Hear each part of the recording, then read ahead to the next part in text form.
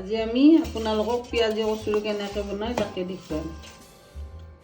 এটা আলু, পিঁয়াজ 4টা, জলকীয়া 5-6টা আৰু ময়দা। আলুটো এতিয়া আমি সিজিবলৈ দিম। কচুৰিৰ কাৰণে আমি প্ৰথমতে এতিয়া পিঁয়াজখিনি ভাজি ল'ম।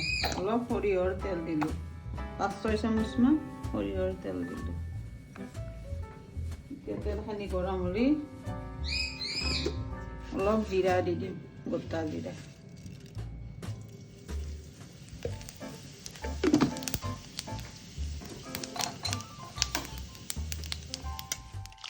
গোটা জিৰাখিনি অলপ ৰঙা হোৱাৰ পিছত পিঁয়াজখিনি দি দিম।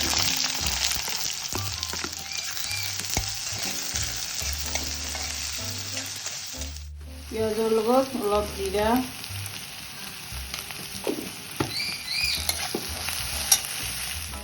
মছলা, পিঁয়াজ ভাজাতে মছলাখিনি দি দিলোঁ। এতিয়া আমি আলু দিম। আলু সিজাই লৈছিলোঁ।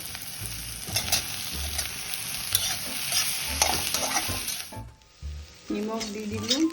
এতিয়া আমাৰ ভাজা হ'বই।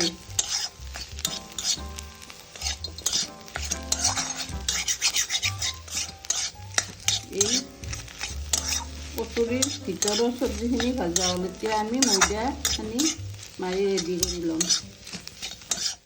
এই ময়দাত অলপ ৰিফাইন দি লৈছোঁ আৰু অলপ নিমখ দিম।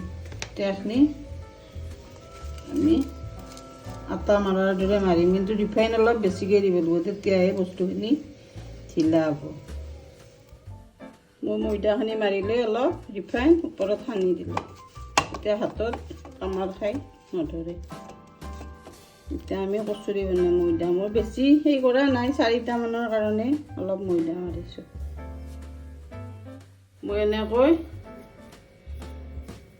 কচুৰিটো অলপমান বহলাই লৈছোঁ।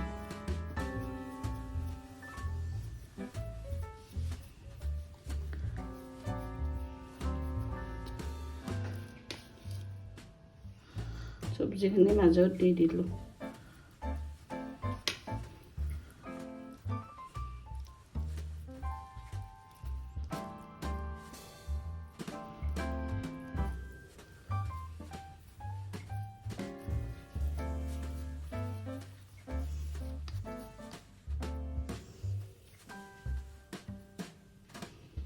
ফাট কৰি নিদিব, এই ফাটা থাকিলে ফাটি যাব।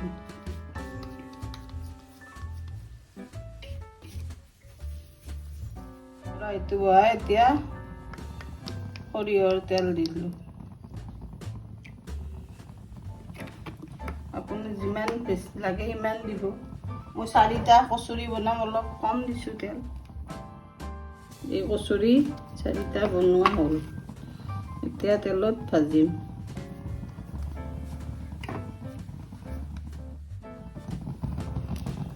এয়া তেলত দি দিলোঁ। তেলত দি এনেকৈ কৰচখনেৰে এনেকৈ থাকিব, গোটেই বস্তুটো ফুলি যাব।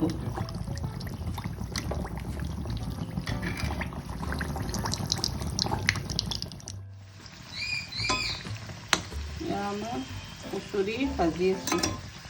কচুৰি এতিয়া হ'বই। এই দেখিছেনে কালাৰটো? কচুৰি হৈ গ'ল।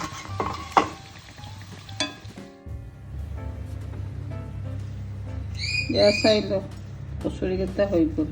চাবচোন কি মচমচীয়া হৈছে।